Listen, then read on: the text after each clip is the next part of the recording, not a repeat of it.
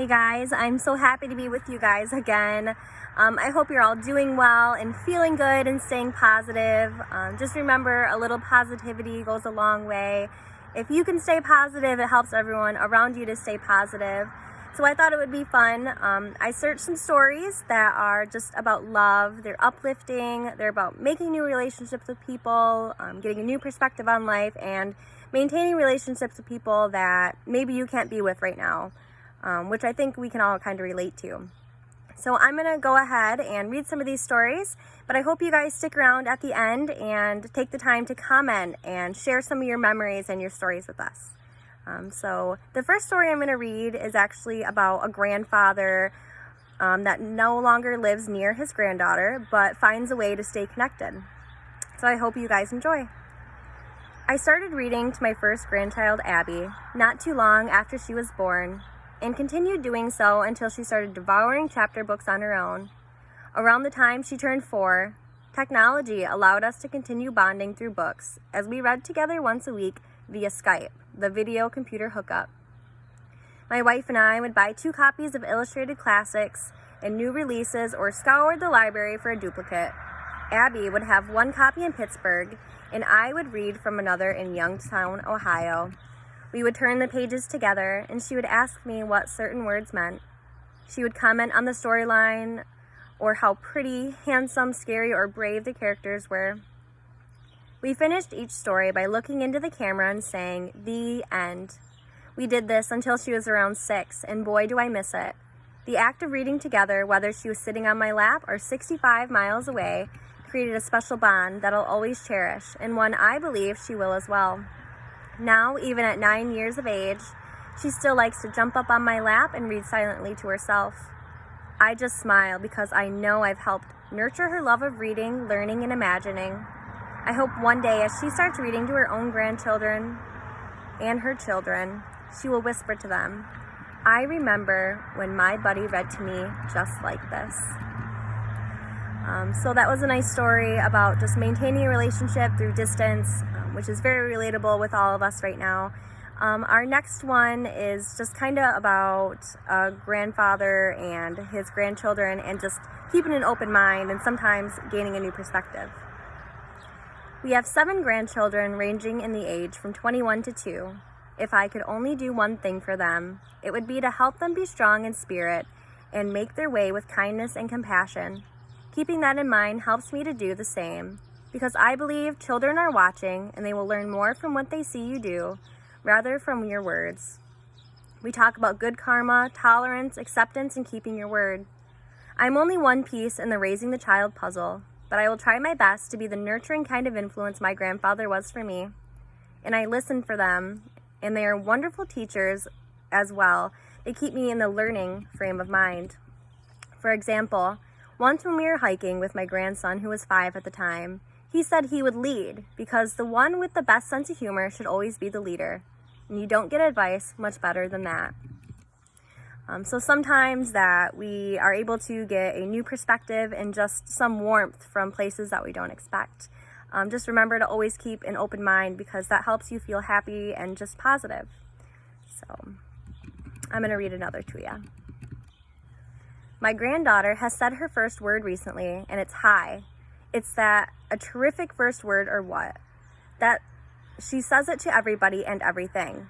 Hi, she says to the lady quietly approaching her cart in the grocery store. Hi, she says to the dog walking around on the leash. Hi to the dog's owner as he passes by. Hi to the scarecrow on our neighbor's lawn, and hi to the creepy ghost flying from the tree branch. The baby hears a bird and points up to the tree. Hi, she calls. Hi to the post lady driving by in the truck. Hi to Sir Salvador, who tips his hat while mowing the lawn. They all say hi back in their own way. Even the ghostly sheets appear to blow more strongly in the breeze. And it may be just a simple hi, but I've seen it make the day of perfect strangers over and over again. An elderly couple exiting a building, assisted by walkers the other day, hearing the chirpy hi, they stopped in their tracks. "Well, hello there, little one," said the lady. How nice to hear such a sweet hello. And with a cheery smile, too. Oh my goodness, how lucky I am, I've said every month, "Oh, she's cuter than she's ever been," But this month, this 10th month, has to be the one that tops the others. If she gets any sweeter, I will melt. I'm her grandmother. Hear me gush. Those smiles and that laugh. Those arms reaching out to me. That sloppy wet kiss and instant down dog that interrupts even the most serious oatmeal box play. We are such open spirits and we're new. When our words are new and the world is new to our grandparents who see their own children anew, with each and every high, what it is, I wonder, this wonderful oneness with all, and oh, where does it go? So we never know what other people are going through. We don't realize it's the simple things that not only keep us going, but help to keep everyone else going too. I have one more story for you guys. I think this one's really cute and I hope you enjoy. The first day of school, our professor introduced himself and he challenged us to get to know someone we didn't already know. I stood up to look around when a gentle hand touched my shoulder. I turned around to find a wrinkled old lady beaming up with me with a smile that lit up her entire being. She says to me, "Hi, handsome. My name is Rose. I'm 87 years old. Can I give you a hug?" I laughed and enthusiastically responded, "Of course you may." She gave me a giant squeeze. "Why are you in college at such a young, innocent age?" I asked. She jokingly replied, "I'm here to meet a rich husband, to get married, and have a couple of kids." "No, seriously," I asked. I was curious. What may have motivated her to be taking on this challenge at her age? "I always dreamed of having a college education, and now I'm getting one," she told me. After class, we walked to the Student Union building and shared a chocolate milkshake. We became instant friends. Every day for the next 3 months, we would leave class together and talk nonstop. I always listened, mesmerized, to this time machine as she shared her wisdom and experiences with me. Over the course of the year, Rose became our campus icon, and she easily made friends wherever she went. She loved to dress up, and she reveled in the attention bestowed upon her from other students. She was living it up, and at the end of the semester, we invited Rose to speak at our football banquet. I'll never forget what she taught us. She was introduced and stepped up to the podium. As she began to deliver her prepared speech, she dropped her 3x5 cards on the floor. Frustrated and a little embarrassed, she leaned in the microphone and simply said, "I'm sorry I'm so jittery. I gave up beer for Lent and the whiskey's killing me, and I'll never get my speech back in order, so let me just tell you what I know." As we laughed it off, she cleared her throat and began. "We do not stop playing because we're old. We grow old because we stop playing. There are only 4 secrets to staying young. Being happy and achieving success. You have to laugh and find humor every day. You have to have a dream. When you lose your dreams, that's it." We have so many people walking around that are at the end and they don't even know it. There's a huge difference between growing old and growing up. If you are 19 years old and lie in bed for 1 full year and don't do one productive thing, you will turn 21 years old.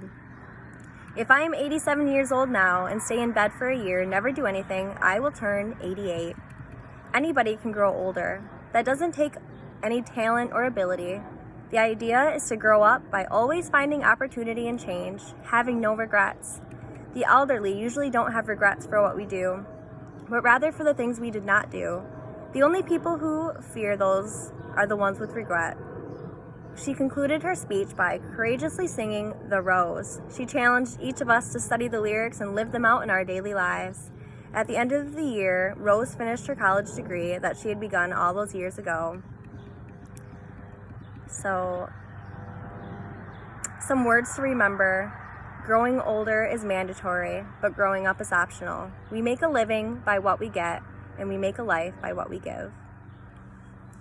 So thank you guys so much for listening with me. And again, I encourage you guys to just share some of your memories, whether it be a memory of something you did, of someone, someplace you went, or if you just would like to share something that you remember that's uplifting and happy. Thank you guys so much for joining me. Until next time.